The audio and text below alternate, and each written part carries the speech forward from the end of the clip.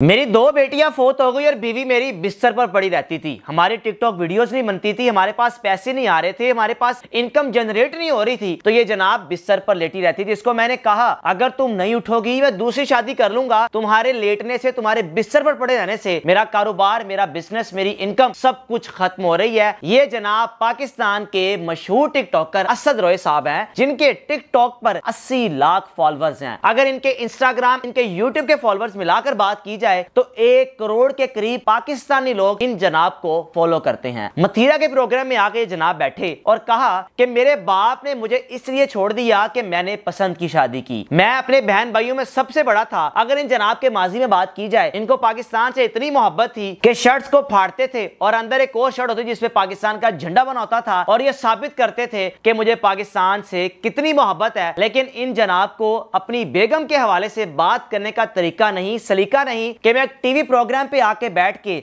जो कि एक नेशनल टीवी है, वहां बैठकर अपनी बेगम के बारे में क्या बात कर रहा हूं। और साथ बैठी वो खातून, वो लड़की, वो बेचारी मासूम जो कि इतनी बेबस थी, उसकी आंखों से आंसू निकल रहे थे। अब मथीरा के प्रोग्राम में ये जनाब बैठे, इन्होंने कहा कि मेरे बाप ने मुझे छोड़ दिया। मेरा बाप चाहता था कि मैं उनकी रजामंदी से शादी करूं। वो मेरी वीडियोस बनाने से इख्तलाफ करते थे। वो नहीं चाहते थे कि मैं वीडियोस बनाऊं और तरह तरह की लड़कियों के साथ वीडियोस बनाऊं। वो इस बात पर मुझसे खुश नहीं थे। फिर वक्त आया, मैंने शादी करने का फैसला, तो मेरे बाप ने मेरा साथ देने से इनकार कर दिया। मैंने इस लड़की के साथ शादी कर ली। 4 साल हो गए मेरी शादी को, मेरी 2 बेटियां फोत हो गई, लेकिन आज तक मेरे बाप ने मुझे मैसेज तक नहीं किया, क्योंकि उन्होंने मुझसे कतई ताल्लुक का ऐलान कर दिया था और कहा था कि मैं तुमसे कभी भी नहीं मिलूंगा। अब जनाब इसने अपने बाप को तो छोड़ दिया, अब साथ बैठी लड़की जिसका नाम हिना असद है, जो इसकी बेगम है, वो भी तो आखिर अपने माँ बाप को छोड़कर आई है। उसको एक प्रोग्राम में बैठकर ये कह रहा है कि मैंने इसको कहा उठो, अगर तुम नहीं उठोगी तलाक दे दूंगा, मुझे लड़कियों की कोई कमी नहीं है, मैं दूसरी शादी करूंगा, 4 करूंगा, 4 मुझे फर्ज हैं। हालांकि ये सुन्नत है, दूसरी शादी करना, तीसरी करना, चौथी करना तो एक मजाक ही बन चुका है, जो कि ये टिकटॉकर आकर टीवी प्रोग्राम में बता रहे हैं कि मेरी सोच ये है, मैं ये सोचता हूं और मैं ये करूंगा। अब लड़की की आंखों से आंसू निकल रहे हैं। जैसे ही आंसू निकले, साथ ही कहना शुरू कर दिया, मैं कौन सा कर रहा हूं, तुम तो रोना ही शुरू कर दिया तुमने, तुम चुप करो, तुम्हारी जुबान कुछ ज्यादा नहीं चल रही, मैं दूसरी शादी करूंगा, तुम मुझे रोक ही नहीं सकती। और मतीरा बार बार इस टिकटॉकर को रोक रही है कि ये तुम्हारी नौकरानी है, तुम बात किस तरह कर रहे हो, शादियां फर्ज नहीं है, सुन्नत है, पहले इसको तो संभाल लो, इसका तो हक अदा कर दो, ये भी किसी के माँ बाप की बेटी है, ये भी अपने माँ बाप को छोड़कर आई है। अगर तुमने अपने माँ बाप को छोड़ा है तो ये भी तो अपने माँ बाप को छोड़कर आई है, लेकिन तुम किस तरह की गुफ्तगू कर रहे हो, ये समझ से बालातर है। अब ये वो टिकटॉकर्स हैं जो गरीब घर की लड़कियां तो घर में ले आते हैं और उसके बाद अपनी मर्जी की वीडियोस उनसे बनवाते हैं। ना सर पे दुपट्टा, मैं कोई इन पे ये नहीं कह रहा कि सर पे दुपट्टा होना चाहिए ना होना चाहिए, ये उनकी अपनी जाती जिंदगी है, लेकिन गरीब घर की बेटियां लाकर अपनी मर्जी से उन पर रोब जमाकर जो दिल चाहे ये करवा लेते हैं। किसके लिए? शोहरत के लिए। किसके लिए? डॉलर्स के लिए। किसके लिए? घर के हालात बेहतर हो जाएं, इसके लिए। चाहे माँ बाप छोड़ने पड़ जाएं, चाहे सब कुछ छोड़ना पड़ जाए, सिर्फ हमारी वीडियोस वायरल होने चाहिए, हमारे टिकटॉक पर अच्छे फॉलोअर्स होने चाहिए, हमें पैसे आने चाहिए। अब जनाब बेटियां फोत हो गई, उसके बाद भी इस शख्स को नसीहत नहीं हुई कि मैं अभी से अपनी बेगम की इज्जत करना शुरू कर दूं। जो शख्स टीवी प्रोग्राम पे बैठकर अपनी बेगम की इज्जत नहीं कर रहा, जिस पे लाखों लोग देख रहे हैं, आप सोचें वो घर में उसके साथ क्या सलूक करता होगा, एक बड़ा सवालिया निशान है। अब ये लोगों को मैसेज क्या दे रहा है? जो 1 करोड़ के करीब इसको लोग फॉलो करते हैं, उन 1 करोड़ लोगों से मेरा सवाल है कि आपने इस शख्स को इसलिए फॉलो किया कि अपनी बेगम को एक प्रोग्राम में बैठकर जलील करे?